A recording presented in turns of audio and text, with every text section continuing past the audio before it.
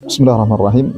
Berkumpulnya dua hari raya di dalam satu hari, sebagaimana yang insya Allah akan terjadi di tahun ini, yaitu Idul Adha. Dia terjadi pada hari Jumat. Diriwayatkan dari Rasulullah SAW, dia bersabda, "Qad ijtama'a fi yaumikum hadza 'aidan, faman sha'a ajza'ahu minal jum'ah wa inna mujammi'un." Telah berkumpul di hari ini itu dua hari raya.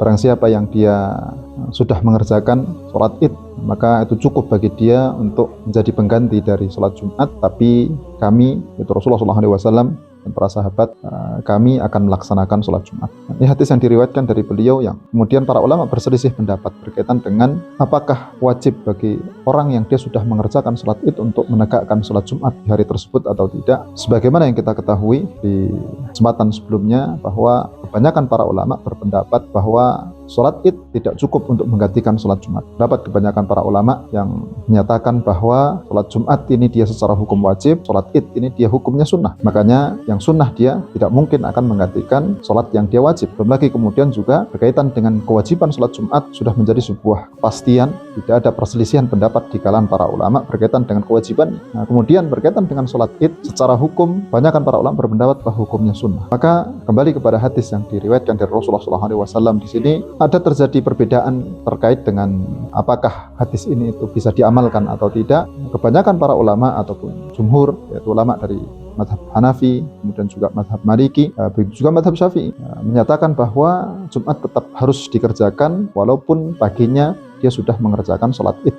Kecuali mungkin menurut pendapat yang diriwayatkan dari Imam Ahmad rahimahullah, bahwa orang yang dia sudah mengerjakan sholat Idul Adha atau Idul Fitri, maka dia cukup, tidak perlu dia mengerjakan sholat Jumat. Kewajibannya hanya kembali kepada imam dan beberapa orang untuk tetap mengadakan ataupun menegakkan sholat Jumat, supaya menjadi kesempatan bagi orang-orang yang mereka belum mengerjakan sholat id bisa mengerjakan sholat Jumat. Kenapa kebanyakan para ulama mengambil pendapat bahwa sholat Jumat tetap wajib dikerjakan? Karena dia belum berpendapat hadis yang diriwayatkan dari Rasulullah SAW yang tadi kita bacakan, hadisnya tidak kuat untuk dijadikan sebagai pegangan yang dengannya sholat Jumat bisa ditinggalkan. Nah, karena kebanyakan para ulama tetap berpendapat bahwa hadis tersebut adalah dia hadis yang tidak sahih. Hadis tersebut tidak bisa dijadikan sebagai hujjah ataupun pegangan yang dengannya menggugurkan kewajiban sholat Jumat yang secara kewajiban sudah disepakati di kalangan para ulama. Kemudian juga ada riwayat yang lain yang diriwayatkan dari Sayyidina Utsman radhiyallahu ta'ala bahwa dia memberikan rukhsah kepada orang-orang yang datang dari luar Madinah ataupun yang dari pedalaman telah pelaksanaan sholat Jumat. Dia juga menyebutkan bahwa di hari itu telah terkumpul dua hari raya, maka bagi orang-orang yang mereka datang dari luar Madinah ataupun mereka datang dari pedalaman tadi, diberikan rukhsah oleh beliau untuk dia kembali tanpa harus menunggu sholat Jumat. Disinilah kemudian ulama dalam mazhab Syafi'i menyebutkan bahwa kewajiban Jumat tetap wajib bagi orang yang mereka tinggal di perkotaan ataupun tinggal di dekat dengan masjid yang ditegakkannya Jumat. Sedangkan bagi yang mereka jauh, maka mereka diberikan rukhsah, keringanan untuk tidak mengerjakan sholat Jumat. Walaupun juga ulama dalam mazhab Syafi'i sendiri ada yang membawa bahwa makna rukhsah yang diberikan oleh Sayyidina Utsman radhiyallahu ta'ala anhu adalah bagi mereka-mereka yang mereka jauh dan